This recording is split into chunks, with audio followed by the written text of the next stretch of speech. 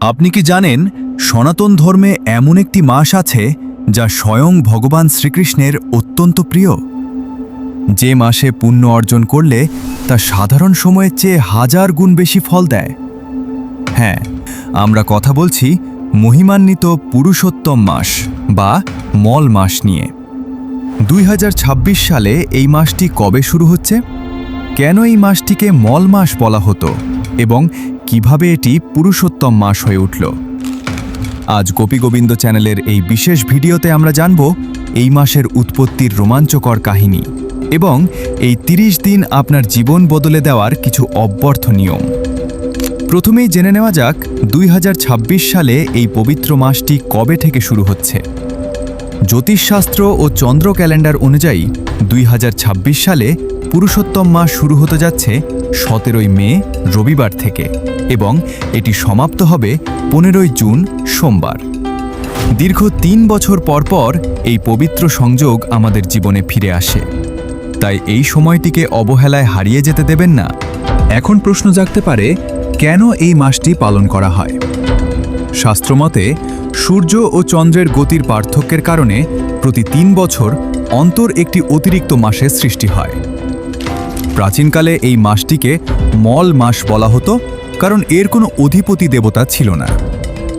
কোনো শুভ কাজ এই মাসে হতো না বলে সবাই একে অবহেলা করত। মল মাস অত্যন্ত ব্যথিত হয়ে বৈকুণ্ঠে গিয়ে ভগবান বিষ্ণুর চরণে আশ্রয় নিলেন।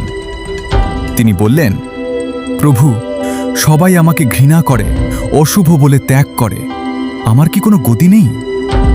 পরম করুণাময় ভগবান শ্রীহরি তাকে অভয় দিয়ে শ্রীকৃষ্ণের কাছে নিয়ে গেলেন। ভগবান শ্রীকৃষ্ণ তখন এই মাসটিকে নিজের নাম অর্থাৎ পুরুষোত্তম দান করলেন এবং ঘোষণা করলেন, আজ থেকে এই মাসটি আমার নামে পরিচিত হবে এবং এই মাসে যে ব্যক্তি ভক্তি ভরে আমার আরাধনা করবে তার সমস্ত পাপ ক্ষয় হবে এবং সে অক্ষয় পুণ্য লাভ করবে। এভাবেই অভিশপ্ত মল মাস হয়ে উঠল পরম পবিত্র পুরুষোত্তম মাস। এই পবিত্র মাসে আপনার রুটিন কেমন হওয়া উচিত? 1. ব্রহ্ম মুহূর্তে স্নান। প্রতিদিন সূর্যোদয়ের আগে স্নান করা অত্যন্ত শুভ। 2. দীপদান। প্রতিদিন তুলসী তলায় এবং ঠাকুর ঘরে ঘিয়ের প্রদীপ জ্বালান। 3. জপ ও কীর্তন। প্রতিদিন অন্তত 108 বার হরে কৃষ্ণ মহামন্ত্র বা শ্রীকৃষ্ণের নাম জপ করুন। 4. দান ধ্যান।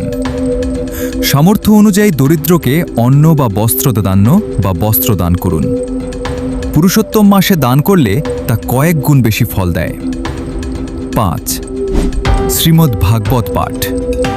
এই মাসে ভাগবত বা গীতা পাঠ করা পরম পুণ্যদায়ক। সতর্ক থাকুন, কিছু কাজ এই মাসে করা শাস্ত্রবিরুদ্ধ। 1. নিরামিষ আহার। এই পুরো মাসটি আমিষ, মাছ, মাংস, ডিম এবং পেঁয়াজ রসুন ত্যাগ করা উচিত। 2. নেশা বর্জন।